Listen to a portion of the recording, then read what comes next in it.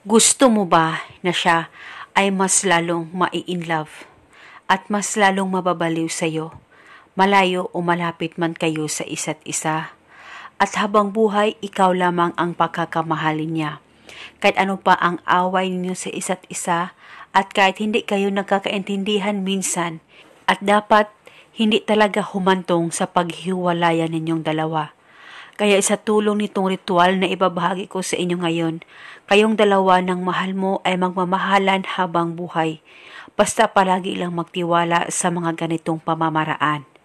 Ang gagawin mo lamang, kumuha ka lamang ng garapon at pagkatapos lagyan mo lamang ito ng 3 kutsarang asin. At isunod mong ilagay ang 3 kutsarang asukal. White o brown sugar ay pwedeng gamitin. At pagkatapos, lagyan mo lamang ito ng kaunting tubig, kahit kalahati po sa garapon ay pwede na po yun. At pagkatapos, kumuha ka lamang ng 3 piraso na dahon ng laurel, kahit hindi masyadong buo ay pwedeng gamitin, at isilid mo rin ito sa garapon. At pagkatapos, kunin mo ang papel at panulat at isulat mo ng 3 beses ang pangalan at apelyido niya. At sa likod ng papel, isulat mo ang kanyang kapanganakan kung alam mo, at kung hindi mo naman alam ay okay lang as long as alam mo ang kanyang tunay na pangalan.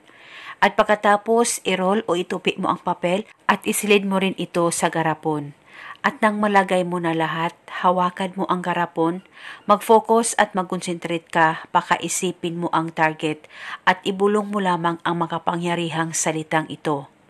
Pangalan at apelyido, sa kapangyarihan nitong ritual na ginagawa ko ngayon, ikaw ay mas lalong mai-inlove ng husto sa akin at ako lamang ang mamahalin mo habang buhay.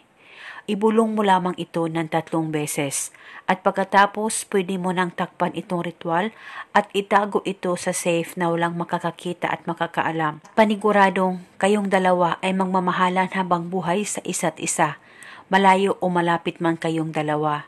At dapat gawin mo itong ritual na mabuti ang hangarin mo sa kanya at huwag po ang busuhin ang mga ganitong pamamaraan. At ito muna sa ngayon, maraming salamat po sa panonood. May God bless.